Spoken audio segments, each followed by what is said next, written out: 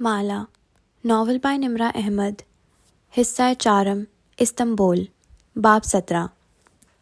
محبت کا اپنا انداز ہے، کسی عجیب، انتہائی غیر متوقع وقت پہ مرجھانے کا یا کھل اٹھنے کا۔ ایسی ہی ہوتی ہے محبت، ایک بے قابو حیوان کے جیسی، جو ہوتا ہے کسی پھول کے جسم میں۔ سورج ہمیشہ اس پر نہیں چمکتا، نہ ہی بارش ہر بار اس پر گرتی ہے، نہ ہی وہ ہمہ وقت طوفان کی زد میں آتا ہے۔ محبت ہمیشہ سب سے میٹھی، سب سے خوبصورت خوشبو سے معطر نہیں ہوتی، اور کبھی کبھی یہ اپنے کانٹوں سے لہو لہان بھی کر دیتی ہے۔ سو تم اس کو پانی دو، ڈھیروں روشنی دو، اس کا خیال رکھو، اور محبت کا پھول تم سے زیادہ جیے گا۔ اس کو نظر انداز کرو گے یا اس کو کاٹتے رہو گے تو اس کی پتیاں مرجھا کے مر جائیں گی۔ ایسی ہی ہوتی ہے محبت۔ کاملیت ایک سراب ہے، سو محبت کرو اس سے جو تم سے محبت کرتا ہو، غیر مشروط، اور چھوڑ دو اس کو جو تم سے محبت کرے صرف اچھے وقتوں میں۔ سوزی قسم۔ کئی برس پہلے ایک دفعہ کا ذکر ہے، برفیلی چادر جیسی زمین پر سیاہ درخت یوں کھڑے تھے کہ ان کے پتوں پر سفید کمبل چڑھا تھا۔ ہوا کا جھونکا آتا اور سفید ذرے تھر تھرا کے نیچے گر کے فنا ہو جاتے۔ درختوں کے وسط میں لکڑی کا کاٹیج خاموش بیٹھا خود پر برف کو گرنے دے رہا تھا۔ اس کی کھڑکیاں اندر جلتی آگ کی حدت سے زرد ہو رہی تھیں۔ جادوگرنی نے غصے میں راپنزل کے بال کاٹ دیے۔ اندر آگ اور ہیٹر کی گرمائش تھی۔ ماہر ونگ چیئر پر نیم دراز پیر اوٹومن پہ رکھے کمبل خود پر ڈالے ہوئے تھا۔ ہلال پہلو میں لیٹی، سر اس کے کندھے پر جمائے گھنگریالی لٹ انگلی پر لپیٹ رہی تھی۔ بڑی بڑی بھوری آنکھیں چھت سے جھولتے سادہ فانوس پہ جمی تھیں اور اسے کسی جنگل میں چھوڑ آئی۔ ماہر کی آواز غیر آرام دہ انداز میں خاموش ہوئی۔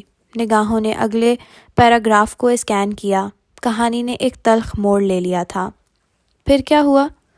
باہر برف بنا چاپ کے گر رہی تھی۔ ساری دنیا سفید ہو چکی تھی، مگر لکڑی کے کاٹیج کی کھڑکیاں ہنوز سنہری تھیں۔ Fast forward please. اوون کے روشن دروازے سے اندر جھانک کے کیک کی سطح کا جائزہ لیتا بیربل بیزار ہوا۔ ماہر کھنکارا۔ اس شام جب شہزادہ واپس آیا تو جادوگرنی نے راپنزل کی کٹی ہوئی چوٹی کو کھڑکی سے باندھ دیا۔ جب شہزادے نے پکار کے کہا راپنزل راپنزل اپنے بال نیچے گراؤ تو جادوگرنی نے چوٹی نیچے پھینک ڈالی۔ ہلال نے ماتھے کو چھوا۔ شہزادہ اوپر آیا تو دیکھا کہ جادوگرنی اس کو غصے سے گھور رہی تھی۔ وہ اس کو دیکھ کے بولی، تم اپنی شہزادی کے لیے آ گئے؟ لیکن افسوس، وہ خوبصورت پرندہ اب اس گھونسلے میں نہیں ہے، نہ وہ یہاں گنگنا رہی ہے۔ اس کو بلی کھا گئی ہے اور وہ تمہاری بھی آنکھیں نوچ ڈالے گی۔ تم راپنزل کو کھو چکے ہو، اب تم اس سے کبھی نہیں دیکھ پاؤ گے۔ آنکھوں والی بات سینسر کر دو ماہر۔ بیربل کچن کاؤنٹر کے پیچھے کھڑا ایک باؤل میں فروسٹنگ تیار کرتے ہوئے آنکھ سے اشارہ کر رہا تھا، لیکن ماہر کی نگاہیں کتاب پہ جمی تھیں۔ شہزادہ اتنا غمزدہ ہوا کہ اس نے ماہر رکا، اس کی آواز ہچکچائی۔ اس نے ٹاور کی چھت سے چھلانگ لگا لی۔ نگاہیں اٹھا کے کاؤنٹر کے پیچھے کھڑے بیربل کو دیکھا۔ بیربل پیالے میں ہاتھ دیے ملامتی نظروں سے اسے دیکھتا نفی میں سر ہلا رہا تھا۔ ایک بچے کو برادرز گرم کا ورژن کون سناتا ہے ماہر بے؟ شہزادے کی جان بچ گئی، لیکن اس کی آنکھوں میں کانٹے چبھ گئے اور وہ کھنکارا، تھوک نکلا۔ وہ اندھا ہو گیا۔ کنکھیوں سے ہلال کو دیکھا۔ وہ ابھی تک چھت کو دیکھتی انگلیوں پر بال لپیٹ رہی تھی۔ چہرے پہ افسوس تھا۔ پھر وہ چند لمحے خاموش رہا تو وہ چونک کر اسے دیکھنے لگی۔ ماہر نے سر جھٹکا اور کتاب بند کی۔ پھر کچھ نہیں۔ جنگل میں بھٹکتے بھٹکتے ایک دن اس کو راپنزل مل گئی۔ راپنزل کے آنسو اس کی آنکھ میں پڑے تو وہ تندرست ہو گیا اور دیکھنے لگا۔ پھر دونوں ہنسی خوشی رہنے لگے۔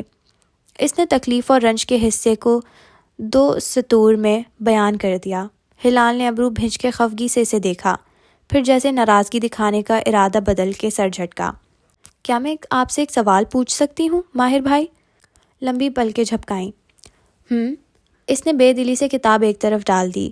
بیربل ابھی تک میں نے کہا تھا والی فاتحانہ نگاہوں سے اسے دیکھ رہا تھا۔ فیری ٹیلز کے اولین ورژن، بالخصوص برادرز گرم کے تحریر شدہ ورژن، تاریخ، تلخ اور تکلیف سے بھرے تھے۔ بعد میں نئی لکھاریوں اور پھر ڈزنی نے ان کو خوبصورت اور فینٹیسی سے بھرپور بنا دیا۔ اگر شہزادے کو جنگل میں بھٹکتے ہوئے راپنزل نہ ملتی تو کیا ہوتا؟ وہ اس کے کندھے پر رکھا چہرہ موڑ کے اس کو دیکھتے ہوئے پوچھ رہی تھی۔ معلوم نہیں۔ میں بتاؤں؟ بتاؤ۔ راپنزل خود کو ٹاور سے گرا لیتی اور اس کی آنکھیں چلی جاتی۔ کہتے ہوئے اس نے دھیرے سے پلکیں جھپکائیں۔ ماہر تھوڑی جھکا کے اس کی آنکھوں کو ہی دیکھ رہا تھا۔ لمبی پلکوں والی بھوری چمکدار آنکھیں۔ ایک وہم سا ذہن کے کسی تاریک گوشے میں ابھرا، ایسے کہ وہ ایک دم جھرجھری لے کر سیدھا ہوا۔ بھی درست کہہ رہا تھا، ہم ٹینگل دیکھ لیتے ہیں، کیونکہ وہ کمبل پیروں سے ہٹا کے اب اٹھ کھڑا ہوا تھا۔ اس میں کوئی ٹاور سے نہیں گرتا، کوئی اندھا نہیں ہوتا اور شہزادہ بر وقت پہنچ جاتا ہے۔ اس نے ہاتھ ہلال کی جانب بڑھایا اور مسکرا دیا۔ اس کی آنکھوں میں بھی مسکراہٹ چمکی۔ اس نے ماہر کا ہاتھ پکڑ لیا اور اٹھ کھڑی ہوئی۔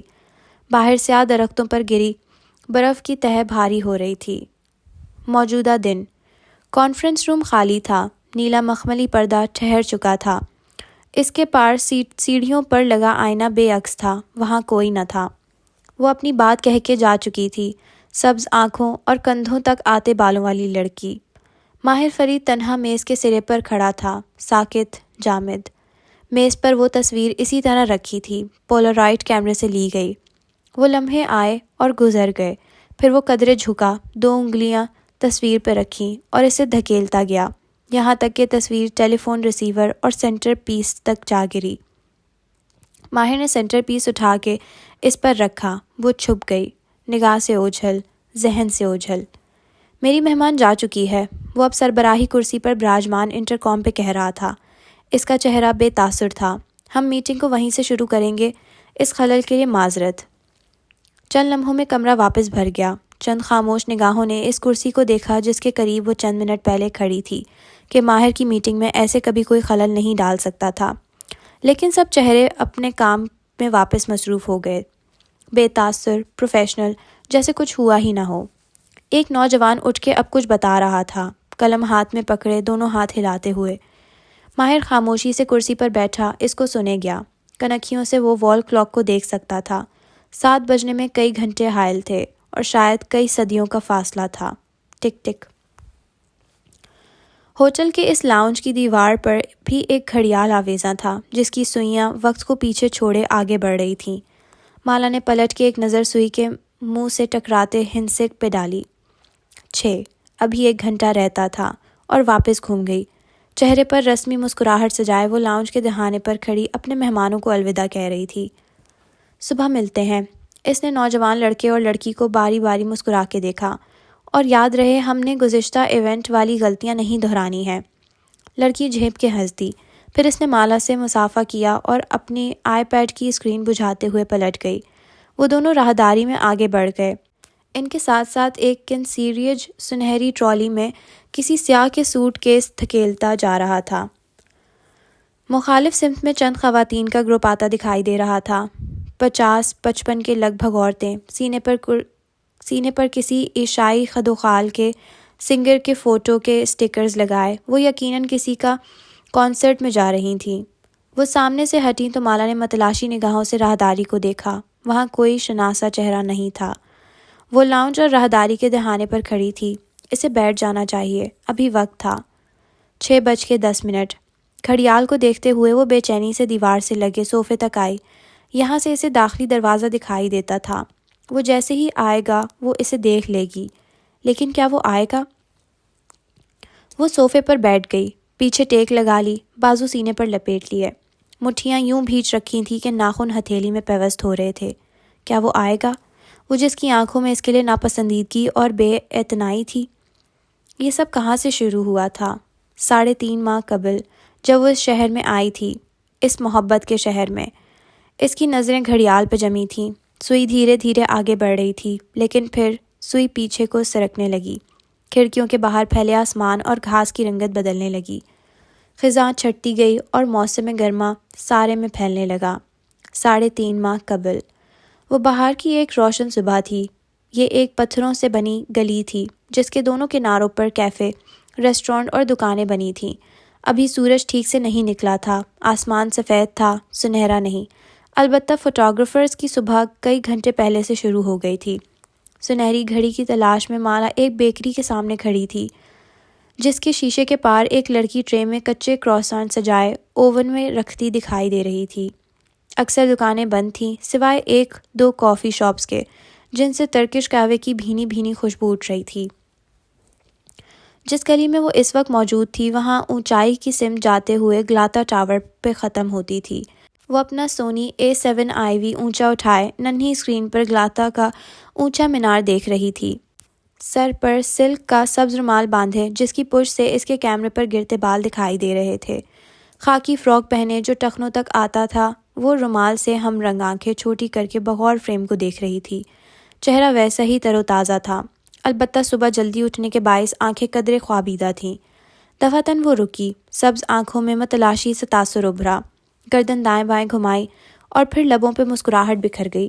ایک دکان کے سرخ چھجے تلے بچھی کرسیوں میں سے ایک پر وہ بیٹھا تھا، سر جھکائے، میز پر کلرنگ بک رکھے وہ کریون سے اس میں کوئی رنگ بھر رہا تھا۔ بدر، وہ اس کے قریب چلی آئی، پنجوں کے بل اس کی کرسی کے ساتھ پتھریلی زمین پر بیٹھی۔ وہ سر جھکائے رنگ بھرتا رہا۔ بدر، نرمی سے اسے دیکھتے ہوئے مالا نے پھر سے پکارا۔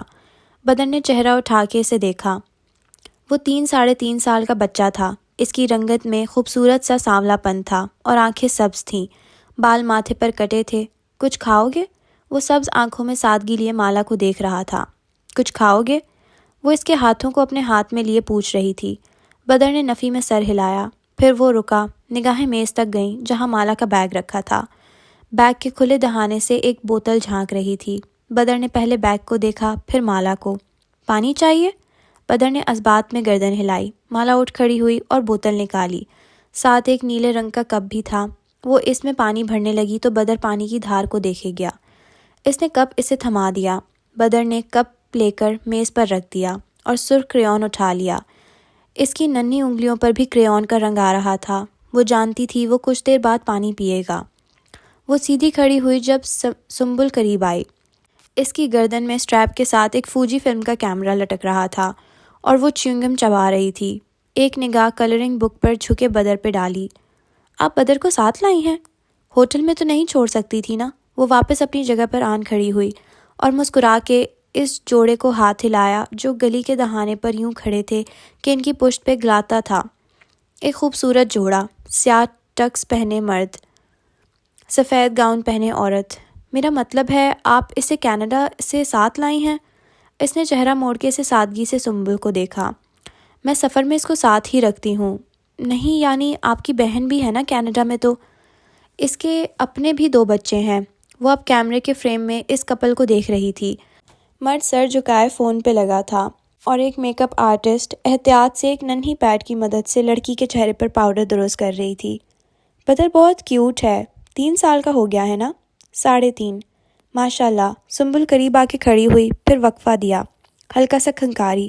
وہ جانتی تھی یہ اس کی بات کا اختتام نہیں ہے، مگر بولتا نہیں ہے شاید۔ Speech delay. وہ کیمرے کی ننھی اسکرین کے چوکھٹے میں اس منظر کو دیکھ رہی تھی۔ دلہا کلائی پر بندھی گھڑی بار بار دیکھتا اکھڑا اکھڑا لگتا تھا۔ لڑکی چہرہ میک اپ آرٹسٹ کے سامنے سیدھا رکھے، آنکھیں اوپر اٹھائے خاموشی سے گالوں پر پاؤڈر لگوا رہی تھی۔ آپ نے چیک کروایا؟ شاید آٹزم ہے۔ وہ آٹزم نہیں ہے، اسپیچ ڈیلے ہے، ایک دم سختی سے کہتی آگے بڑھ گئی۔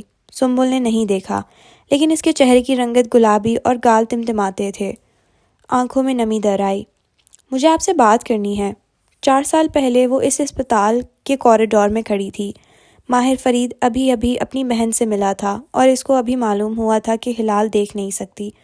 وہ ماہی کو ان کے اداس کمرے کے باہر چھوڑ کے ڈاکٹر کے پیچھے آئی تھی۔ تمہارے شوہر نے تمہارے اندر نارکوٹکس انجیکشن دیے تھے مجھے بے ہوش کرنے کے لیے؟ جانتی ہوں، اتنی ہائی ڈوز کے بعد ہو سکتا ہے تمہارے بچے پر اس کا اثر پڑے، کسی قسم کی اب نارملٹی آ سکتی ہے۔ اس نے توقف کیا۔ تم ابھی بھی اس بچے کو ابورٹ؟ نہیں، میرا بچہ ٹھیک ہوگا، اسے کچھ نہیں ہوگا۔ اس نے گیلا تھوک نگلا۔ بدر ٹھیک ہوگا، اس نے گلاتا ٹاور کو دیکھتے ہوئے دہرایا۔ آنکھوں میں نمی تھی۔ میں نے کچھ غلط نہیں کیا تھا، میں نے بدر کو خطرے میں نہیں ڈالا تھا، جو کیا سیاد نے کیا۔ بدر ٹھیک ہو جائے گا، وہ بولنے لگے گا، وہ بولنے لگے گا۔ دولہا اب اپنی دلہن کے قریب آ کے کچھ کہنے لگا تھا۔ ناگوار تاثرات، اکھڑی اکھڑی آوازیں۔ کیا خیال ہے ان کی طلاق کتنے دن میں ہوگی؟ قریب کھڑی سنبل نے بیزاری سے تبصرہ کیا۔ ایسے نہیں کہتے۔ اس نے خفگی سے اسے دیکھا۔ سنبل ایک لوکل فوٹوگرافر تھی جس کے ساتھ وہ اکثر استنبول میں کولیب کرتی تھی۔ ہم پہلی دفعہ ساتھ کام نہیں کر رہے مالا، وہ اکتائے ہوئی تھی۔ ہر دوسرے کپل کی البم پرنٹ ہونے سے پہلے طلاق ہو جاتی ہے۔ تم البم دینے میں دیر کر دیتی ہوگی۔ وہ دونوں ساتھ ساتھ کھڑی تھیں اور کافی فاصلے پر وہ موم کے مجسموں جیسا جوڑا اب کسی بات پہ بحث کر رہا تھا۔ البم تیار کرنے میں 3-4 ماہ تو لگ ہی جاتے ہیں، ان کو ہی طلاق کی جلدی ہوتی ہے۔ پھر سنبل نے چہرہ گھما کے اسے دیکھا۔ ایک سوچ آنکھوں میں امڑ آئی۔ آپ کپل شوٹ کیوں کر رہی ہیں؟ آپ تو ایلوژنسٹ ہیں نا، ان کو تو کوئی ایلوژن نہیں چاہیے تھا۔ لیکن مجھے پیسے چاہیے، جانتی ہوں کینیڈا میں ایک سنگل مدر کے لیے بچے کو پالنا کتنا مشکل۔ چہرہ گھما کے بدر کی میز کو دیکھا۔ الفاظ ٹوٹ گئے۔ بدر میز پر نہیں تھا۔ مالا نے چونک کر دائیں بائیں دیکھا۔ بدر وہاں کہیں بھی نہیں تھا۔ میز پر کلرنگ بک کھلی تھی اور سرخ کریون پتھریلی سڑک پر گرا تھا۔ اس کے قدموں تلے سڑک لرزنے لگی۔ وہ اپنے پیروں پہ دائیں بائیں گھومی۔ آسمان بھی ساتھ ہی گھوما۔ بدر، اس نے خود کو چلاتے سنا۔ ساری آوازیں خاموش ہو گئی تھیں۔ ساری خوشبوئیں دم توڑ گئی تھیں۔ بدر، اس کے قدم بھاگتے ہوئے اٹھ رہے تھے۔ کیمرہ گردن میں اسٹریپ سے جھول گیا۔ وہ اب دکانداروں سے، راہ چلتے لوگوں سے بدحواسی سے پوچھ رہی تھی، میرا بیٹا چھوٹا سا، وہ ہاتھ کے اشارے سے اس کا قد بتا رہی تھی۔ چہرہ سفید اور خوف سے بھری آنکھوں میں پانی تھا۔ وہ خوف جو 3.5 سال سے کسی آسیب کی طرح اس کا پیچھا کرتا رہا تھا، وہ خوف حقیقت بن کے سامنے آ چکا تھا۔ کوئی اس کے بدر کو لے گیا تھا، کوئی اس کے بیٹے کو۔ مالا، یہ ہے بدر۔ سنبل کسی سمت سے چلی آئی تھی۔ وہ چونک کے اس طرف مڑی اور پھر ڈھیر سارے آنسو آنکھوں سے بہہ نکلے۔ وہ گلی کے موڑ پہ کھڑا تھا۔ سنبل اس کو کندھوں سے تھامے مالا کو آواز دے رہی تھی۔ وہ گیلے چہرے اور دوڑتے قدموں سے اس تک آئی۔ اف بدر، تم کہاں تھے؟ پنجوں کے بل نیچے بیٹھے اس نے زور سے اسے بھینچ کے گلے سے لگایا۔ تم ایسے کہاں چلے گئے تھے؟ سانس ابھی تک تیز تھی اور دل بے قابو۔ مالا نے اسے خود سے الگ کیا اور گیلی خفا آنکھوں سے بدر کو دیکھتے ہوئے کچھ کہنے لگی، لیکن پھر وہ ٹھہر گئی۔ بدر کے ہاتھ میں ایک اسٹک تھی جس پر نیلی روئی کے گال جیسی کاٹن کینڈی تھی۔ وہ اس کو دانتوں سے کتر رہا تھا اور وہ اس کے منہ میں گھل کے غائب ہو رہی تھی۔ یہ تم نے کہاں سے لی؟ وہ چونک کر سیدھی ہوئی۔ آنکھیں ہتھیلی کی پشت سے پوچھیں۔ دائیں بائیں دیکھا۔ ارد گرد چند ایک لوگ تھے، آ جا رہے تھے۔ بہت سے لوگوں کی صبح ہو چکی تھی۔ بدر، یہ تمہیں کس نے دی؟ اس نے تیزی سے پوچھا۔ ذہن میں کہیں ایک الارم بجنے لگا تھا۔ یہاں کوئی کاٹن کینڈی مین ہے تو نہیں؟ سنبل نے حیرت سے دائیں بائیں دیکھا۔ بدر چونکا، گردن اٹھا کے سنبل کو دیکھا اور اس بات میں سر ہلایا۔ وہ غور سے اپنے بیٹے کا چہرہ پڑھنے کی کوشش کر رہی تھی۔ کاٹن کینڈی مین؟ اس نے دیا یہ تمہیں؟ بدر کی سبز آنکھیں مالا کے چہرے تک گئیں، پھر اس نے گردن ہاں میں ہلائی۔ کون تھا وہ؟ کیا ہم اسے جانتے ہیں؟ وہ اب دانت سے میٹھی روئی کتر رہا تھا۔ بدر، ہم اسٹرینجر سے کچھ نہیں لے کر کھاتے۔ اس نے اسٹک بدر سے لینی چاہی، لیکن اس نے سختی سے پیچھے کر لیا۔ آنکھوں میں خفگی در آئی۔ مالا نے گہری سانس لی، پھر اس کی انگلی تھام کے آگے بڑھنے لگی۔ اب اسے تمام شوٹ اسے اپنی نظروں کے سامنے رکھنا تھا۔ 2 دن بعد اس کی کینیڈا واپسی تھی۔ وہ تب تک بدر کو نگاہوں سے اوجھل نہیں ہونے دے گی۔ البتہ اس نے پلٹ کے گلی میں آتے جاتے انجان لوگوں کو دیکھا۔ وہ احساس پھر سے واپس آ گیا تھا۔ کوئی تھا جو اسے دیکھ رہا تھا۔ بہت برسوں بعد گھڑیال نے گھنٹے کی سوئی آگے بڑھائی۔ ٹن کی آواز آئی۔ وہ چونکی۔ وہ ہوٹل کے لاؤنج میں بیٹھی تھی اور وہ ابھی تک نہیں آیا تھا۔ کیا وہ آئے گا؟ خزاں کی وہ شام کیف کی عمارت پہ سوگوار سی اتری تھی۔ بیرونی سیاہ گیٹ کے باہر زور سے ہارن ہوا تو چوکی میں بیٹھے گارڈ نے ناپسندیدگی سے اسکرین کو دیکھا۔ وہاں ایک الیکٹرک بلو رنگ کی کھلی چھت والی کار کھڑی تھی اور ڈرائیور گویا ہارن پر ہاتھ رکھ کے اٹھنا بھول گیا تھا۔ گارڈ نے بٹن دبایا تو گیٹ کھلتا چلا گیا۔ کار اندر داخل ہوئی۔ گارڈ نے چوکی کی کھڑکی سے نیچے جھانکا۔ ڈرائیونگ سیٹ پر بیٹھے بیربل فرید نے مسکراتے ہوئے چہرہ اٹھا کے اسے دیکھا، پھر ہاتھ باہر کی طرف بڑھایا۔ ہتھیلی میں کسی کاغذ کی جھلک دکھائی دی، شاید کوئی گلابی نوٹ تھا۔ گارڈ نے مشکوک نظروں سے اسے دیکھا، پھر نوٹ لینے کو چوکی سے جھکا، لیکن جیسے ہی اس کا ہاتھ قریب آیا، بیربل نے بازو اندر کر لیا اور کار آگے بڑھا دی۔ گارڈ برہمی سے بڑبڑاتا ہوا سیدھا ہوا۔ اللہ کسی شیخی خورے کو دولت نہ دے۔ بیربل لفٹ سے مین ہال میں اترا تو دیکھا شبنم کا ڈیسک خالی تھا۔ وہ انگلی میں کار ریموٹ گھماتے ہوئے آگے آیا، مسکرا کے چند سلام ادھر ادھر پھینکے، پھر ایک کیبن کے سامنے رکا۔ آج شبنم خانم نہیں آئیں؟ وہ ماہر بھی کے کام سے شہر سے باہر گئی ہے۔ تبھی آفس میں سکون ہے۔ وہ ہنسا، چند چہرے ساتھ ہی مسکرائے اور واپس کام پہ جھک گئے۔ بیربل زینے چڑھتا اوپر آیا، راستے میں آئینے کے سامنے رکا، ایک نگاہ خود پہ ڈالی۔ گھنگریالے بال چھوٹے کٹے تھے، کھلے سفید سوئٹس پینٹس پر ٹائی اینڈ ڈائی رنگوں کی اوور سائز جیکٹ، گردن میں سنہری زنجیریں پہنے، کلائیوں میں بینڈز اور بریسلیٹ باندھے۔ وہ خود کو دیکھ کے مسکرایا، پھر نیلا مخملی پردہ ہٹا کے کانفرنس روم میں داخل ہوا۔ ماہر سامنے سربراہی کرسی پر بیٹھا تھا، خاموش، شرٹ کے آستین موڑے، طویل میز کے وسط میں رکھے سرخ ماڈل کو دیکھتا۔ سلام۔ بایاں ہاتھ ماتھے تک لے جا کے بیربل نے سلام کیا، پھر اس کے قریب پہلی کرسی کھینچی، ٹانگ پر ٹانگ جمائی، پھر بائیں ہاتھ کے ناخنوں سے میز بجانے لگا۔ ماہر فرید نے نگاہ اٹھا کے اسے دیکھا اور ابرو جھکا کے وعلیکم سلام کہا۔ ویسے کتنی قیمت ہوگی اس آفس کی؟ بیربل نے اسی ہاتھ سے شیف کھجاتے ہوئے در و دیوار کو دیکھا۔ ماہر نے جواباً خاموشی نظروں سے اسے گھورا۔ ڈرو نہیں، میں اسے خرید کے تمہیں آؤٹ آف مارکیٹ نہیں کروں گا۔ وہ ڈٹائی سے ہنسا۔ ماہر نے افسوس سے سر جھٹکا۔ یہ رینٹل ہے۔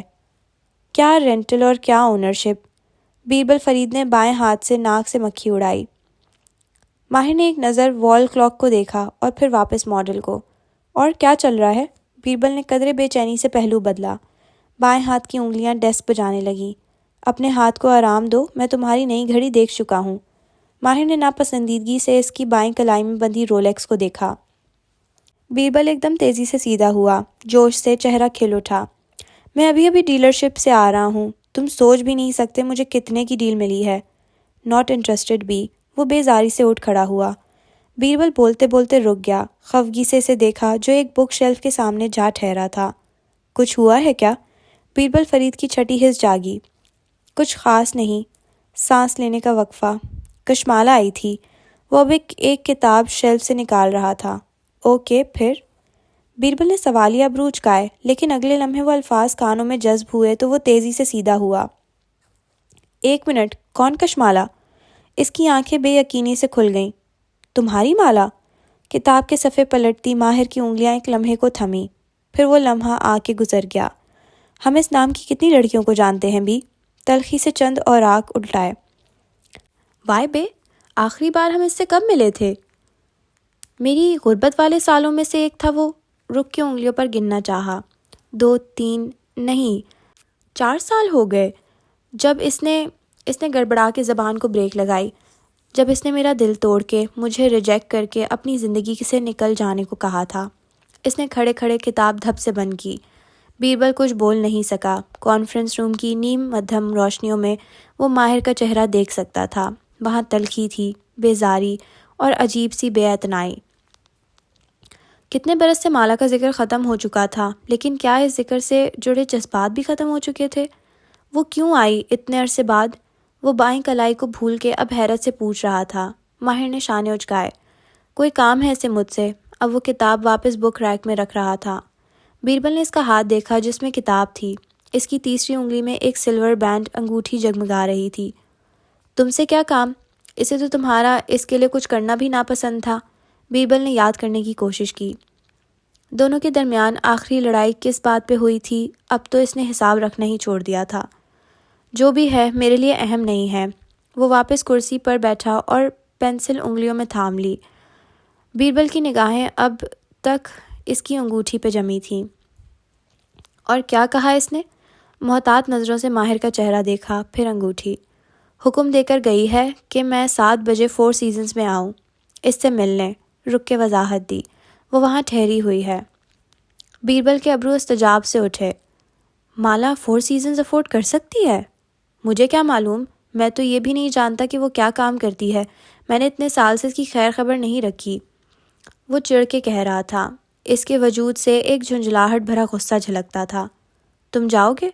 بیربل اب اس کی آنکھوں میں دیکھ رہا تھا۔ کہا نا، اس کا مسئلہ میرا مسئلہ نہیں ہے۔ سر جھٹک کے اس نے ٹیبلٹ کھینچا اور اسکرین پر انگلی سے دستک دی۔ اسکرین آن ہوئی تو ماہر کے چہرے پہ روشنی پڑنے لگی۔ کیا اس نے شادی کر لی؟ بیربل کی زبان پہ کھجلی ہوئی۔ ماہر فرید نے بے پرواہی سے شانے اچکائے، نگاہیں اسکرین پہ تھیں۔ تمہارے دل میں اس کے لیے واقعی کوئی احساس نہیں بچا؟ وہ مشکوک نظروں سے ماہر کا چہرہ دیکھ رہا تھا۔ ماہر نے آنکھیں اٹھا کے اسے گھورا۔ اس بات کو 4 سال بیت گئے بھی، میں آگے بڑھ چکا ہوں، اب وہ میری زندگی میں آ کے مجھے صرف ڈسٹرب کرے گی۔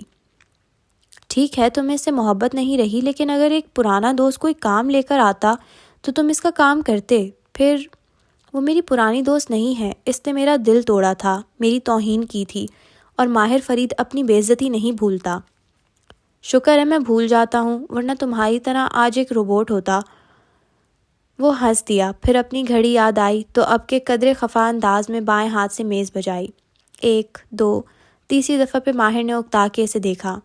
ان چیزوں کو اپنی کشش بناؤ گے تو تمہارے قریب وہیں آئیں گی جن کو یہ چیزیں اپنی جانب کھینچتی ہیں۔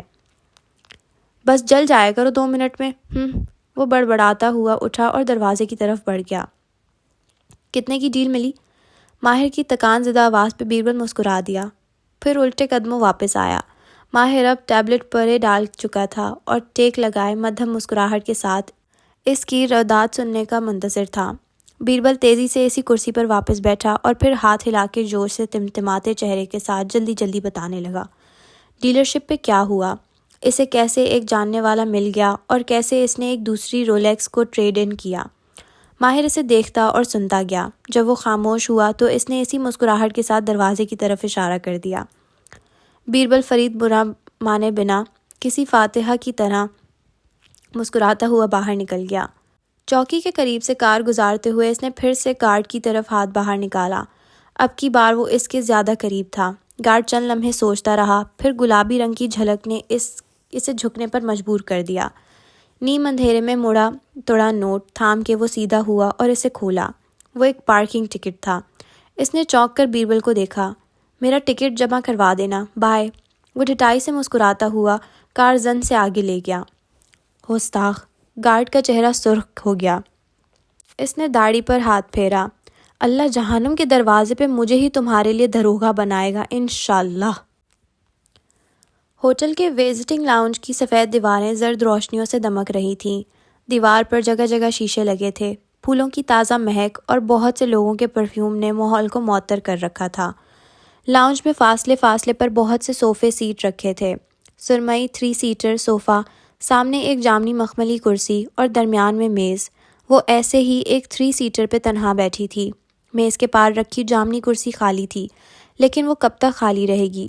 7 بجنے میں کم وقت رہ گیا تھا، وہ نہیں آیا تھا۔ میز پر گلابی پھولوں کا گلدستہ رکھا تھا۔ وہ ان کی پنکھڑیوں کو دیکھے گئی، شاید پھول دن کی روشنی میں توڑے گئے تھے۔ پنکھڑیوں کے کنارے مرجھانے لگے تھے۔ ماں ہمیشہ کہتی تھی کہ سورج کی روشنی میں پودوں کے ساتھ چھیڑ چھاڑ نہیں کرتے، نہ انہیں ذبح کرتے ہیں، نہ محبت کا پانی دیتے ہیں، کیونکہ سورج ہر تبدیلی کو جھلسا دیتا ہے۔ پودے کو چھاؤں چاہیے، کاٹنے کے لیے بھی، آبیاری کے لیے بھی۔ وہ آگے کو جھکی اور 2 انگلیوں سے ایک پھول نکالا۔ وہ گلاب کی ایک قسم تھی۔ اس نے 3 انگلیوں میں اس کی سبز ٹہنی گھمائی۔ ننھا سا کانٹا چبھا، لیکن اتنا نہیں کہ انگلی زخمی کر سکے۔ چبھن نے جیسے اسے جگایا۔ آنکھوں کے سامنے منظر بدلا۔ وہ ایک جامنی شام میں گلاتا ٹاور کے نیچے کھڑی تھی۔ اطراف کی تمام گلیاں خالی تھیں، ویران۔ اس نے گردن اٹھائی۔ آسمان بوجھل بادلوں سے بھرا ہوا تھا۔ سرد ہوا چل رہی تھی، برف کے ننھے ننھے گالے گر رہے تھے۔ بدر، بدر! وہ دائیں بائیں گھومتی پکار رہی تھی۔ اس کی آواز ٹاور کی چھت سے ٹکرا کے پلٹ رہی تھی۔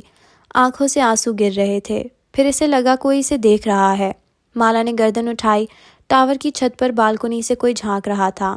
ایک سیاہ چوگا پہنے کھڑا وجود جس کا چہرہ واضح نہ تھا۔ بدر اس کے آگے کھڑا تھا، یوں کہ اس کے دونوں ہاتھ بدر کے کندھوں پر سختی سے جمے تھے۔ بدر خوفزدہ نگاہوں سے نیچے دیکھ رہا تھا، مگر ہونٹ بند تھے۔ بدر! وہ چلائی، پھر خوف سے دائیں بائیں دیکھا۔ ٹاور کی طرف جانے والا دروازہ بند تھا، ایسے کہ وہاں اینٹیں لگی تھیں۔ وہ کیسے اوپر جائے؟ دفعتاً ایک اینٹ سے آواز آئی۔ وہ بھاگ کے اس تک آئی۔ اینٹ اپنی جگہ سے سرکی تھی۔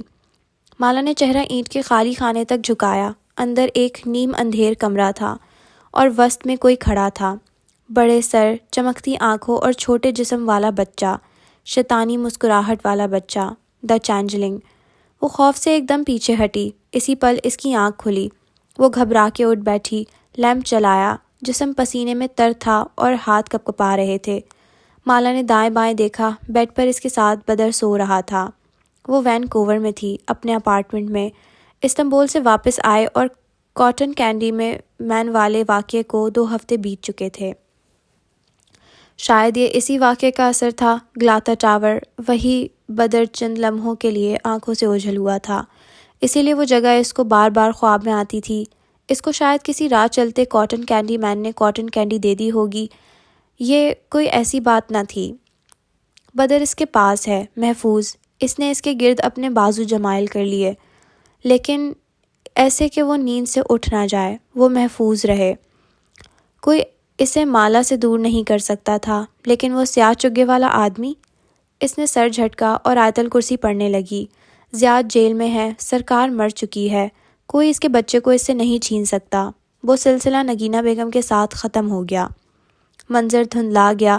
وہ صوفے پر منتظر بیٹھی پھول انگلیوں میں گھما رہی تھی۔ گھڑی کی سوئی ٹک ٹک کر کے آگے بڑھ رہی تھی۔ وہ نہیں آیا تھا، کیا گارنٹی تھی کہ وہ آئے گا؟ مغرب کا جامنی پن فنا ہو کے اندھیرے میں بدل چکا تھا، شہر کی روشنیاں جل اٹھی تھیں۔ ماہر کی کار اس گھر کی پتھریلی دیوار کے باہر کھڑی تھی، اور خود وہ ننھے جنگلے والا گیٹ عبور کر کے اندر داخل ہو رہا تھا۔ اندرونی دروازے کے دائیں بھی گملے رکھے تھے، ایک بتی جل رہی تھی۔ وہ چوکھٹ تک آیا اور انگلی بیل پر رکھنے ہی لگا تھا جب ماہر، وہ چونک کر پلٹا۔ وہ باغیچے میں کھڑی تھی، ٹراؤزر اور جیکٹ پہنے، بالوں کی فرنچ چوٹی باندھے، نیلی آنکھوں والی یاسمین۔ ان آنکھوں میں باغیچے کے پھولوں سے زیادہ حیرت بھری تھی۔ ماہر فرید؟ وہ درانتی اور کینچی پکڑے ہوئے تھی، گارڈن بوٹس پہنے، شاید وہ تھوڑی دیر پہلے تک تراش خراش کر رہی تھی۔ دونوں چیزیں ایک طرف رکھیں اور آنکھوں کی پتلیاں تعجب سے سکوڑے قدم قدم چلتی اس کے سامنے آئی۔ گلٹی ایز چارجڈ، اس نے سر کو ہلکا سا خم دیا۔ اتنے عرصے بعد، وہ بھی بنا اپوائنٹمنٹ کے؟ یاسمین نے شفاف آنکھوں سے غور سے اس کا چہرہ دیکھا۔ مسئلے بتا کے نہیں آتے، ماہر نے کندھے اچکائے۔ چہرے پہ کوئی معذرت نہیں تھی۔ مگر کلائنٹس بتا کے آتے ہیں، آج میرا آف ہے۔ وہ خفا نہیں تھی، بس پروفیشنل مسکراہٹ کے ساتھ کہہ رہی تھی۔ ماہر نے ایک نظر پیچھے گھاس پر رکھی درانتی کو دیکھا۔ مگر تم فارغ ہو؟ یاسمین نے گہری سانس لی اور اندرونی دروازے کی جانب اشارہ کیا۔ قہوہ؟ وہ اب اس کے آفس کے اندر تھے۔ وہ کاؤچ پر ٹانگ جمائے بیٹھا تھا اور وہ اسٹڈی ٹیبل کے پیچھے کھڑی کافی مشین کا بٹن دبا رہی تھی۔ ماہر نے سوال پہ نفی میں سر ہلایا۔ یاسمین نے اس کی طرف پشت کی۔ اس نے دیکھا نہیں۔ اسی طرح کافی بینز مشین میں ڈالنے لگی۔ اتنے عرصے بعد کیا چیز تمہیں کھینچ کے واپس لائی؟ وہ ایک بھاپ اڑاتا مگ لیے اس کے سامنے آئی اور اسے میز پر رکھا۔ پھر شوگر کیوبز کا شیشے کا جار کپ کے قریب دھکیلا۔ ماہر کی نگاہ اس پہ جم گئی۔ کپ سے نکلتا دھواں مرغولوں کی صورت اوپر اٹھ رہا تھا۔ آج کشمالہ آئی تھی، 4 سال بعد۔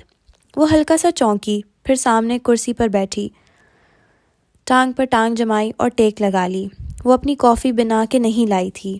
پھر اسے مجھ سے ایک کام ہے، وہ چاہتی ہے کہ میں 7 بجے اس سے ملوں۔ 7 بج چکے ہیں۔ وہ انتظار کر لے گی، کرنا بھی چاہیے، تلخی سے کہتا وہ شکر کے چوکور کیوبز کو دیکھتا رہا۔ اجلے سفید کیوب۔ اسے کیا کام ہے؟ ماہر فرید نے سر جھٹکا۔ ایک غیر اہم کام۔ تم جاؤ گے؟ اس نے شوقی نظر اٹھا کے یاسمین کو دیکھا۔ مجھے جانا چاہیے اس سب کے بعد جو اس نے کیا؟ جہاں تک مجھے یاد ہے، اس نے آنکھیں چھوٹی کر کے یاد کرنے کی کوشش کی، تمہارے اس سے آخری اختلاف تب ہوا تھا جب اس کی طلاق ابھی فائنل نہیں ہوئی تھی، اور تم نے میرے منع کرنے کے باوجود اس کے لیے کوئی رقم ادا کی تھی۔ اور ماہر کا چہرہ سرخ ہوا۔ اگر تم نے اس کا یہ قدم جسٹیفائی کیا تو میں یہاں سے اٹھ جاؤں گا یاسمین۔ جسٹیفائی نہیں کر رہی، یاد دلا رہی ہوں کہ میں نے تمہیں اس وقت منع کیا تھا کہ اس کے قریب مت جاؤ۔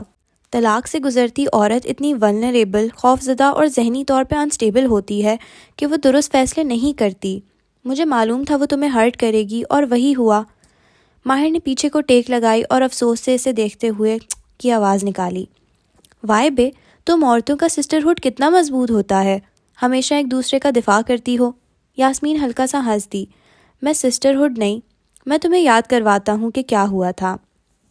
اس نے ٹانگ سے ٹانگ ہٹائی اور آگے کو ہو کے بیٹھا۔ وہ سنجیدہ تھا اور تکلیف میں بھی۔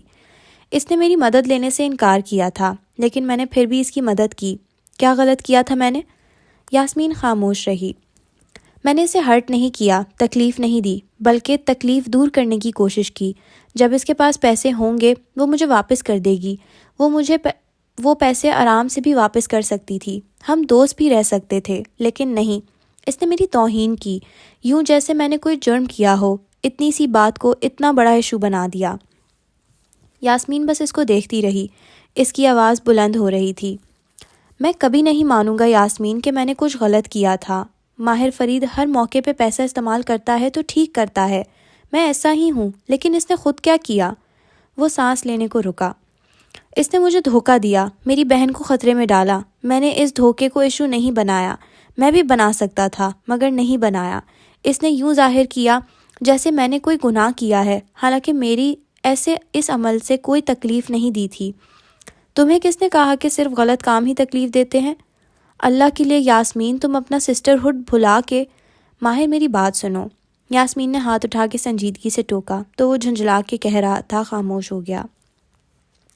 اگر تم میرے پاس آئے ہو تو تمہیں میری بات سننی ہوگی۔ وہ میری کلائنٹ نہیں ہے، تم ہو۔ مجھے صرف اپنے کلائنٹ کی حفاظت کرنی ہے۔ وہ پیچھے کو ہو کے بیٹھا اور انہی مشکوک نظروں سے یاسمین کو دیکھے گیا۔ میں نے تمہیں اس کے قریب جانے سے روکا تھا کیونکہ میں جانتی تھی یہی ہوگا۔ میں اس لڑکی کو نہیں جانتی، لیکن اس جیسی درجنوں لڑکیاں روز میرے پاس آتی ہیں، اور تمہارے جیسے مرد بھی۔ کیا تم ابھی تک نہیں سمجھے کہ وہ خود بھی جانتی ہے کہ تم نے کچھ ایسا نہیں کیا تھا، لیکن اسے تم سے دور جانے کا ایک بہانہ چاہیے تھا؟ وہ چند لمحے کچھ بول نہیں سکا۔ جب اس نے ایک حد کھینچی تھی تو تمہیں بھی اس کا احترام کرنا چاہیے تھا۔ میں یہ نہیں کہہ رہی کہ تم نے کچھ غلط کیا، تم نے اس کی حد توڑی، لیکن اس کو اپنا سمجھ کے تم نے اس کی مدد کی۔ اس نے جو کیا تمہارے ساتھ وہ اس سے کہیں زیادہ غلط تھا، لیکن تمہیں اس سے اور کس چیز کی توقع تھی؟ وہ کچھ کہنے لگا لیکن الفاظ دم توڑ گئے۔ ہم سائیکلوجی میں اس کو سیلف ثبوت تاثر کہتے ہیں، جس میں ایک انسان اپنے غلط یقین کو پختہ کرنے کے لیے غلط فیصلے لیتا ہے۔ اس کو ایک بہانہ چاہیے تھا اس بات پہ یقین کرنے کے لیے کہ ماہر کے بارے میں اس کی رائے درست تھی۔ ماہر نے مجھے دھوکہ دیا تھا، میری زندگی کو کنٹرول کرنے کی کوشش کی تھی، اب بھی وہ وہی کرے گا۔ تم پیسے نہ دیتے تب بھی چند دن بعد کوئی ایسی بات ہو جاتی جس سے اس کو موقع مل جاتا کہ وہ یہ ثابت کرے کہ تم ایک برے انسان ہو اور سارے مرد زید جیسے ہوتے ہیں۔ زیاد، تلخی سے تصحیح کی۔ ہاں زیاد، بنا اپوائنٹمنٹ کے آئے ہو، میں تمہاری فائل نہیں کھول سکی۔ خیر، یاسمین نے سر جھٹکا۔ طلاق کا ٹراما بہت شدید ہوتا ہے، یہ فیصلہ لیتے ساتھ ہی کوئی عورت اس ٹراما سے باہر نہیں نکل آتی۔ کچھ مہینے یا کچھ سال لگتے ہیں اپنی ذات کو ہیل کرنے میں، دوبارہ کسی پہ بھروسہ کرنے میں۔ اس نے تمہیں کہا تھا نا کہ وہ تم پہ بھروسہ نہیں کرتی، اسی لیے میں نے تمہیں اس سے دور رہنے کے لیے کہا تھا، کیونکہ ایسی عورت بہت ولنریبل ہوتی ہے، وہ درست فیصلے نہیں کرتی۔ تم اپنی محبت غلط جگہ ضائع کر رہے تھے۔ وہ خاموش سی ناپسندیدگی سے اسے دیکھے گیا۔ ہرٹ ہوئے لوگ ہی دوسرے کو ہرٹ کرتے ہیں۔ تم ایک ہرٹ ہوئی عورت سے توقع کیسے کر سکتے ہو کہ تمہاری محبت سمجھے گی؟ دونوں کے درمیان رکھے کپ سے نکلتا دھواں اب تھمتا جا رہا تھا۔ پیچھے جاؤ، لاہور میں کیا ہوا تھا؟ تم نے اس کو دھوکہ دیا، پھر اس کو بتائے بنا آ گئے۔ کیوں؟ کیونکہ تم ہرٹ تھے، تم جانتے تھے تم اس کو ہرٹ کرو گے، تم محبت دینے کے اہل نہیں تھے اس وقت۔ پھر ایک سال گزرا، تم بہتر ہوئے، تم دونوں وینکوور میں ملے، تمہیں لگا کہ شاید اب تم اس کو محبت دے سکتے ہو، لیکن کیا وہ محبت وصول کرنے کی اہل تھی؟ محبت دینا بھی تندرست روحوں کا کام ہے اور محبت وصول کرنا بھی۔ عورت وہی محبت وصول کرتی ہے جس کو وہ پہچانتی ہے۔ عورت کو ملنے والا پہلا لائف پارٹنر اس کی محبت کا پیمانہ سیٹ کر دیتا ہے۔ یعنی؟ وہ انہی مشکوک نظروں سے اسے دیکھ رہا تھا۔ یعنی اس نے صرف ذات کی محبت دیکھی ہے، اس محبت میں تکلیف ہے، ابیوز ہے، پھر معافی تلافی ہے، پھر سے تکلیف۔ یہ ایک کیوٹک محبت ہے، اس کو تندرست محبت کی پہچان نہیں ہے۔ جن لڑکیوں کو باپ کی محبت نہ ملی ہو، ان کو تندرست محبت کی پہچان ہوتی بھی نہیں ہے۔ ماہر نے پیچھے ہو کے ٹانگ پر ٹانگ جما لی اور خاموشی سے اسے دیکھے گیا۔ چہرے سے یہ واضح نہ تھا کہ اسے یاسمین کی باتیں پسند آ رہی ہیں یا ناپسند۔ مرد کا کام ہوتا ہے پروٹیکٹ کرنا اور پرووائڈ کرنا، اپنے گھر کی عورت کی حفاظت کرنا اور اس کی ضروریات زندگی مہیا کرنا۔ جتنا تم نے مجھے اس کے بارے میں بتایا تھا، اس کا باپ جلد مر گیا تھا، وہ بڑی بہن تھی۔ ایسے بچے فکسرز بن جاتے ہیں، وہ خود کو خود پروٹیکٹ کرتے ہیں اور اپنی ضروریات کو خود پورا کرتے ہیں۔ ایسی لڑکیوں کو ہمیشہ کامیابیاں چاہیے ہوتی ہیں، کیونکہ انہیں لگتا ہے کہ ان کی قدر و قیمت ان کی اچیومنٹ سے بڑھتی ہے اور ان کی بے روزگار یا ناکام ہو جانے سے گھٹتی ہے۔ اس کو کبھی ایسا مرد ملا ہی نہیں جو اس کو یہ دونوں چیزیں فراہم کر سکے۔ زیاد اس سے محبت کا دعوے دار تھا، اس نے شاید روپے پیسے فراہم کیے ہوں، لیکن وہ اس کی حفاظت نہیں کر سکا، وہ اسے خود اپنے آپ سے نہیں بچا سکا۔ جس لڑکی نے ساری جنگیں اکیلے لڑی ہوں، اس کو تندرست محبت کی پہچان کیسے ہوگی؟ سسٹرہڈ، وہ افسوس سے نفی میں سر ہلا کے بڑبڑایا۔ اگر اس کو غلط کہنے سے تم خوش ہوتے ہو تو میں کہہ دیتی ہوں، مالا نے تمہارے ساتھ بہت غلط کیا، جیسے تم نے غلط کیا۔ اس کے ساتھ نہیں، اس کے ساتھ تم نے کچھ غلط نہیں کیا، خود اپنے ساتھ غلط کیا، اور میں تمہیں اسی چیز سے بچانا چاہتی تھی۔ جب تک اس کی ذات کی ہیلنگ نہیں ہوگی، اسے درست مرد کی محبت کی پہچان نہیں ہوگی۔ اسے وہ محبت کنٹرولنگ ہی لگے گی اور اسے زیاد جیسے مرد ہی پسند آئیں گے۔ ماہر نے ناسمجھی سے ابرو اکٹھے کیے۔ کیا مطلب؟ جب عورت صرف ایک طرح کی محبت کو پہچانتی ہو تو وہ کسی دوسرے مرد کے اسی پیٹرن کو دیکھ کے محبت کا یقین کرتی ہے۔ اسے تمہارے جیسے مرد کے جذبات محبت نہیں، فریب لگتے ہیں۔ یعنی اگر انسان کسی ٹاکسک پارٹنر کے ساتھ رہا ہو اور بھلے اسے معلوم ہو کہ وہ ٹاکسک تھا، اس کو اگلی دفعہ ویسا ہی انسان اٹریکٹیو لگے گا؟ وہ اچنبھے سے پوچھ رہا تھا۔ بالکل، تمہارے بھائی کی مثال تمہارے سامنے ہے۔ اس کو ہمیشہ ایک ہی طرح کی لڑکیاں کیوں ملتی ہیں؟ جب تک وہ خود اپنا پیٹرن نہیں توڑے گا، اس کا ہر نیا تعلق تاریخ دہرائے گا۔ ماہر فرید نے سر جھٹکا، ہاتھ سے جیسے مکھی سی اڑائی۔ ہر شخص کے ساتھ ٹراماز جڑے ہوتے ہیں، بچپن کے، رشتوں کے۔ کوئی بھی چیز اس انسلٹ کو جسٹیفائی نہیں کر سکتی جو اس نے میری کی تھی۔ یاسمین پیچھے ہو کے بیٹھی، ٹانگ پر ٹانگ چڑھائی اور بازو سینے پر لپیٹ لیے۔ کیا اس انسلٹ نے اسے تمہارے دل سے اتار دیا؟ 100%۔ وہ گردن سیدھی رکھے بہت سکون سے بولا تھا۔ کیا اس نے شادی کر لی؟ ماہر نے بے پرواہی سے کندھے اچکائے۔ مجھے نہیں معلوم، میں نے کبھی اس کی خیر خبر نہیں رکھی۔ یاسمین نے غور سے اس کا چہرہ دیکھا، وہاں اسے صداقت دکھائی دی۔ اتنے برس گزر گئے، شاید اس کی زندگی میں کوئی اور آ گیا ہو۔ اس سوال پہ بھی ماہر فرید کے اطمینان میں کوئی فرق نہیں پڑا۔ اچھی بات ہے، گڈ فار ہر۔ یعنی تم اب اس کی محبت سے موو آن کر چکے ہو اور اپنی شادی کی تیاریوں میں ہو؟ یاسمین نے ایک اطمینان بھری گہری سانس خارج کی۔ پھر اس کے آنے سے اتنا ڈسٹرب کیوں ہو؟ اس کے آنے سے میری زندگی، انگلی میں پہنی انگوٹھی گھمائی، پہ کوئی اثر پڑے یا میرے لیے ناقابل برداشت ہے۔ اگر محبت نہیں رہی تو اس کا کام کر دو تاکہ وہ چلی جائے۔ جب محبت نہیں رہی تو کچھ بھی نہیں رہا، وہ تلخی سے مسکرایا تھا۔ یاسمین نے آج کی شام اسے پہلی دفعہ مسکراتے دیکھا تھا۔ اس تلخی میں اداسی نہ تھی، صرف بیزاری تھی۔ میں نہیں چاہتا کہ وہ اس شہر میں رہے۔ تمہیں ڈر ہے کہ تم دوبارہ اس کی طرف مائل نہ ہو جاؤ۔ ایسا نہیں ہو سکتا اب، کیونکہ جسے ماہر نے چھوڑ دیا، اسے چھوڑ دیا۔ اس کی مسکراہٹ میں ایک افسوس سا ابھرا۔ اپنے آپ پہ نہیں، اس سبز آنکھوں والی لڑکی پہ۔ میں بس یہ نہیں چاہتا کہ لوگ باتیں کریں۔ بیربل، شبنم، یہ لوگ اس کو جانتے تھے۔ اس نے پھر سے انگوٹھی گھمائی۔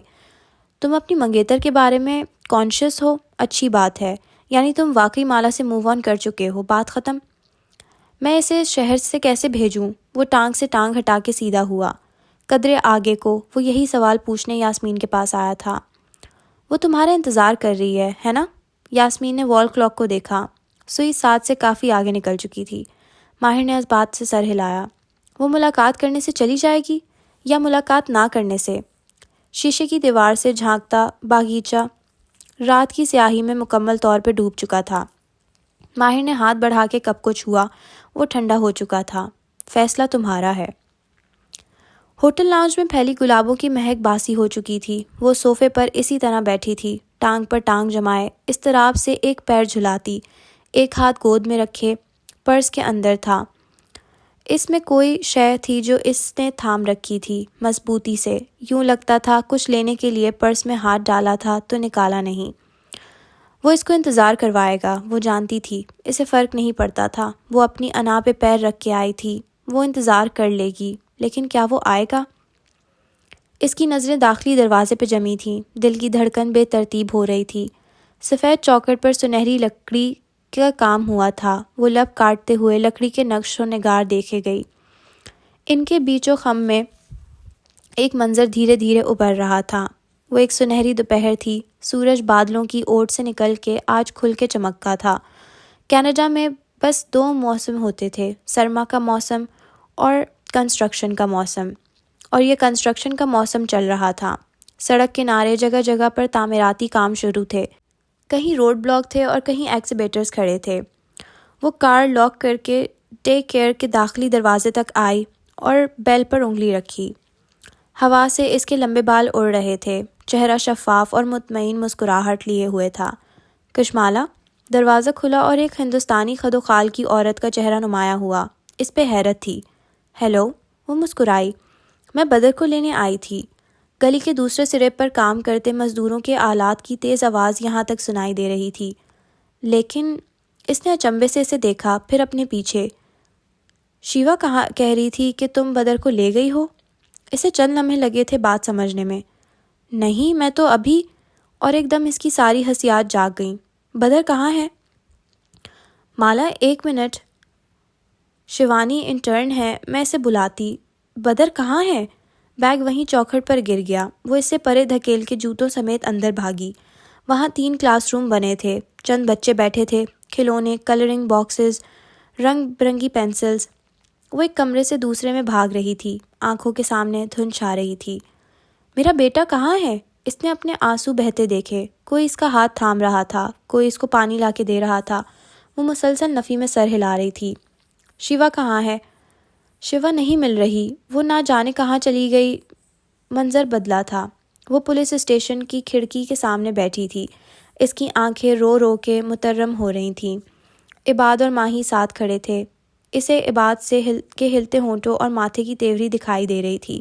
وہ تیز آواز میں آفیسر سے کچھ کہہ رہا تھا، اس نے سننے کی کوشش کی، منظر دھندلا سا تھا۔ CCTV فوٹیج کے مطابق شیوا بچے کو لے کر گئی تھی۔ شیوا کا ID کارڈ جعلی تھا، وہ بنگالی تھی۔ ہم بچے کو ڈھونڈ رہے ہیں، لیکن اگر 48 گھنٹے میں بچہ نہ ملے۔ آنسو اس کی آنکھوں سے بہہ رہے تھے، اس کے ہاتھ کپکپا رہے تھے۔ منظر بدلتا گیا۔ ہمیں مورگ مردہ خانے جانا ہوگا، ایک بچے کی لاش ملی ہے، اس کو پہچاننا ہے۔ کوئی اسے کہہ رہا تھا۔ ماہی اس کا پرس اٹھا رہی تھی، عباد نے اس کو کونی سے تھام رکھا تھا۔ وہ گیلے چہرے کو ہتھیلی سے صاف کرتی زور سے بولی تھی، وہ بدر نہیں ہوگا۔ اس لاش کے ساتھ بدر کا اسکول بیگ ملا ہے، اس میں وہ سب چیزیں ہیں جو بدر کے پاس تھیں۔ وہ بدر نہیں ہوگا، وہ دہرا رہی تھی۔ چہرے پر دانے نکل آئے تھے اور آنکھوں میں بے تحاشا خوف تھا۔ اب وہ ایک سفید سے کاریڈور میں تھی، اس کے سرے پر دروازہ تھا، اسے اس دروازے کے پار جانا تھا۔ وہ لاش وہاں ان کی منتظر تھی۔ منظر دھندلا گیا۔ سنہری لکڑی سے مزین چوکھٹ سامنے آئی۔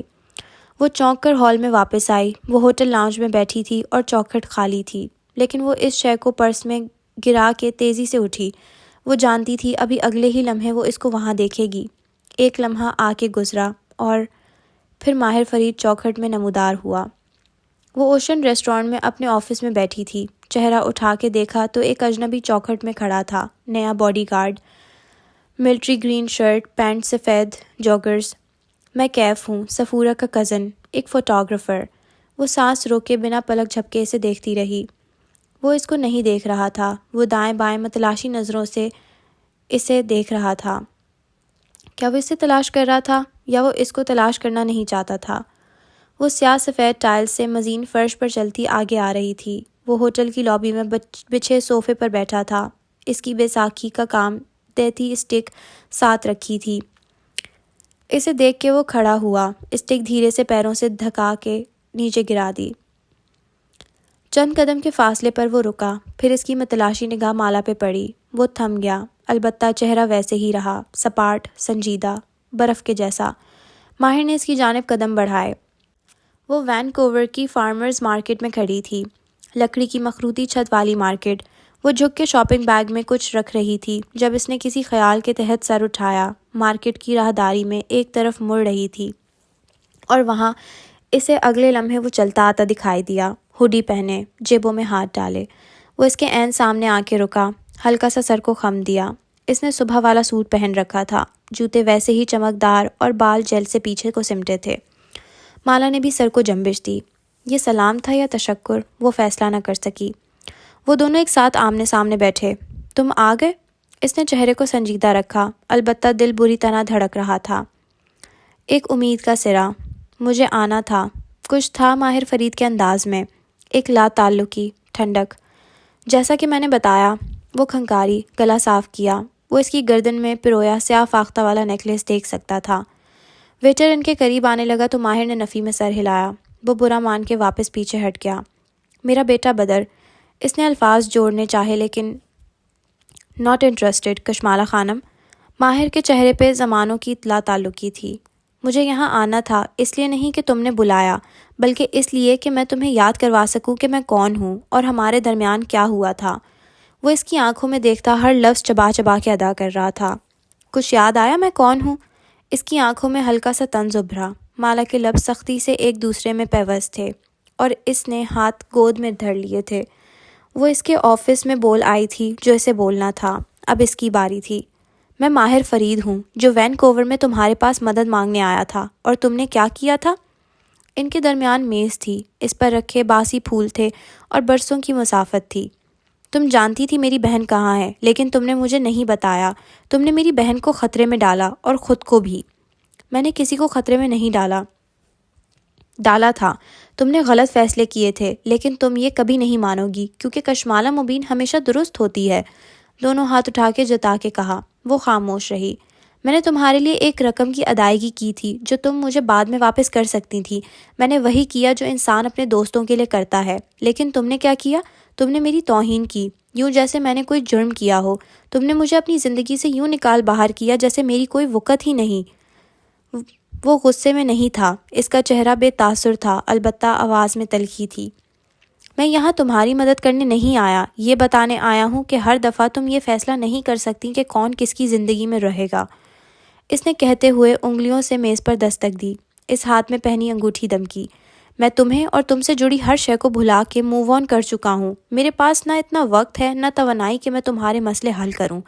میں ایک نئی زندگی شروع کرنے جا رہا ہوں۔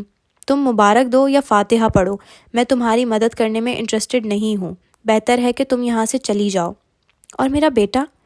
وہ اس کو دیکھتے ہوئے کشمالہ کی آنکھوں میں سرخی ابھرنے لگی۔ ابھی نہیں رونا مالا، اس شخص کے سامنے نہیں۔ ماہر نے پیچھے کو ٹیک لگائی اور کندھے اچکائے۔ مجھے پرواہ نہیں۔ اس کے چہرے پہ سرد مہری تھی۔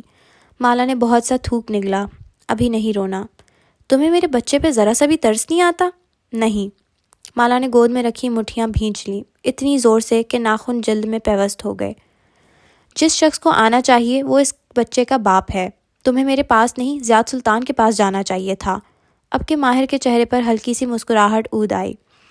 اس میں ملامت تھی، طنز تھا۔ اس نے گہری سانس لی، ہوا ناک سے اندر کھینچی اور حلق میں اٹکے آنسو میں پھنس گئی۔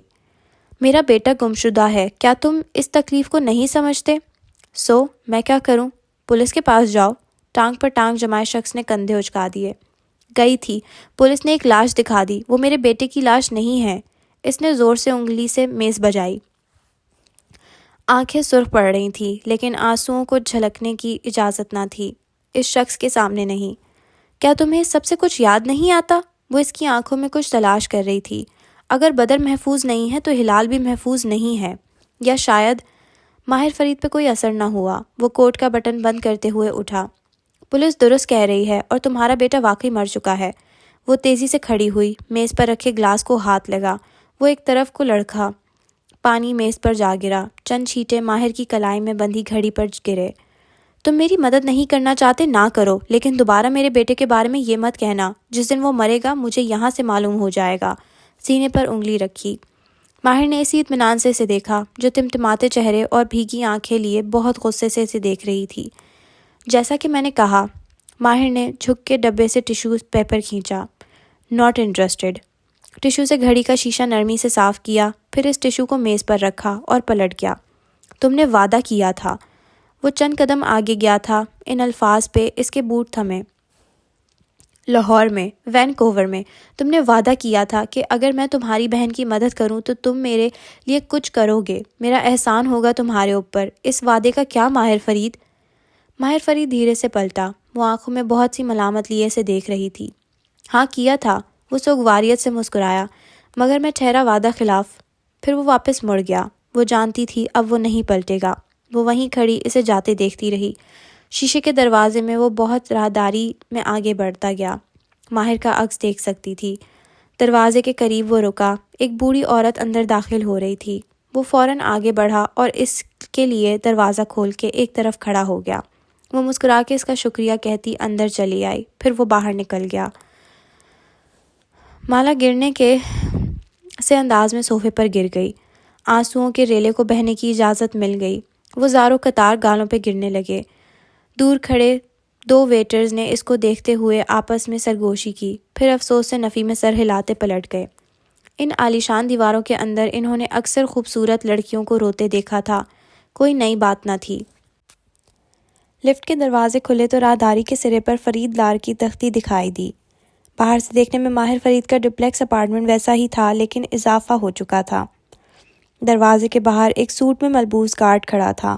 ماہر کو آتے دیکھ کے اس نے سر کو خم دیا۔ ماہر نے ایک تکان بھرا سلام اس کی طرف اچھالا اور پیٹ پر کوٹ پنچ کیا۔ دروازے کا لاک زوں کی آواز سے کھل گیا۔ وہ کوٹ بازو پر ڈالے قدرے تھکا تھکا سا اندر داخل ہوا، جھک کے جوتے اتارے، پھر جرابوں میں مقید پیروں سے راہداری میں آگے چلتا آیا۔ ایک ہاتھ سے ٹائی کی نوٹ ڈھیلی کر رہا تھا۔ بلا شبہ وہ ایک تھکا دینے والا دن تھا۔ لیونگ روم کی دیوار گیر کھڑکیوں کے سیاہ پردے ہٹے تھے۔ 4 سال میں اس اپارٹمنٹ میں انٹیریئر ڈیکور کی چند ایک تبدیلیوں کے سوا زیادہ کچھ نہ بدلا تھا۔ شیشوں سے باہر پھیلی رات اور بوسفورس کا پانی دکھائی دے رہا تھا۔ کنارے پر بندھی کشتیاں بھی ویسی ہی تھیں، رنگ برنگی روشنیوں سے مزین۔ ماہر لیونگ روم کے دہانے پر رک گیا۔ اونچی کھڑکیوں کے قریب ایک ٹیپسٹری کا فلور سٹینڈ رکھا تھا۔ اس کے چوکور فریم پر ایک موٹا کپڑا لگا تھا، جس کے وسط میں مختلف رنگ کے دھاگوں سے کام کیا گیا تھا۔ چند ایک دھاگے نکل رہے تھے، گویا کام ادھورا تھا۔ 7 اسٹول رکھے وہ بیٹھی تھی، جھک کے انگلیوں سے ٹٹول ٹٹول کے سوئی چلاتی وہ کچھ بن رہی تھی۔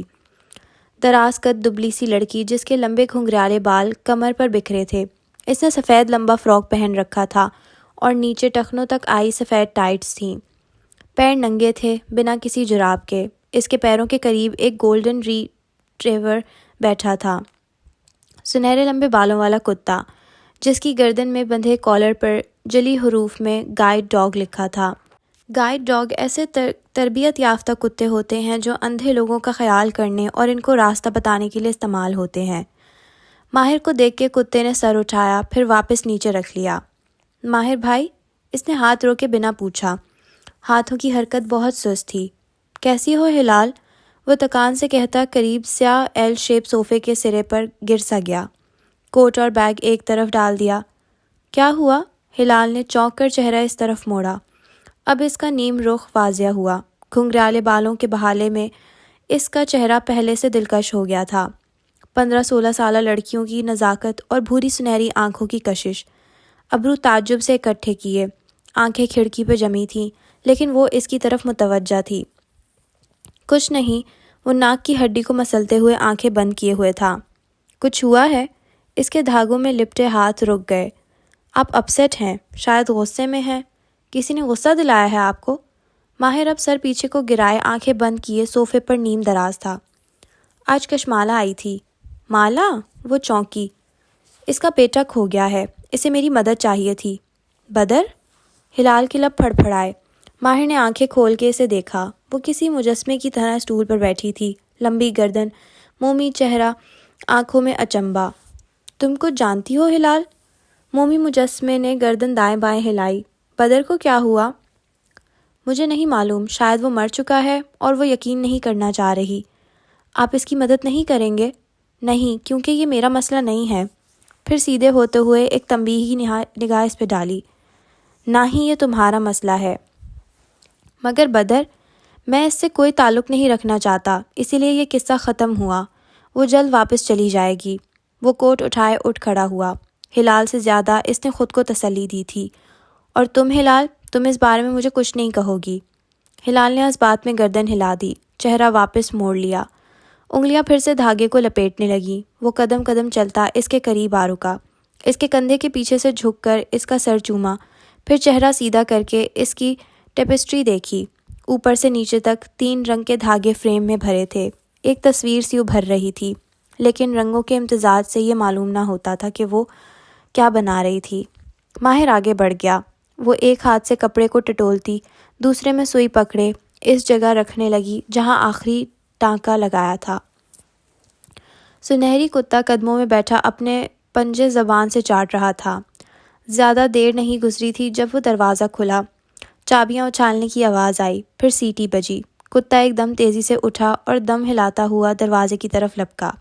ہیلو لونا، بیربل کی کھنکتی آواز سنائی دی۔ دھاگے سے ٹانکے لگاتی ہلال کے ہونٹ مسکراہٹ میں ڈھلے۔ چند لمحوں بعد وہ دونوں ساتھ ساتھ واپس آئے۔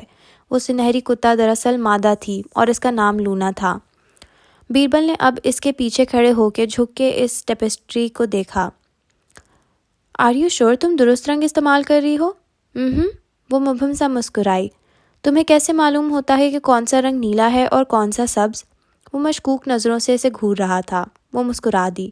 ہر رنگ کا دھاگا الگ ہوتا ہے بی، ہر دھاگے کی خوشبو الگ ہوتی ہے، ہر انسان کی بھی۔ جیسے اس نے آنکھیں بند کی اور ناک سے سانس اندر کھینچی، جیسے آپ نے کچھ نیا پہنا ہوا ہے۔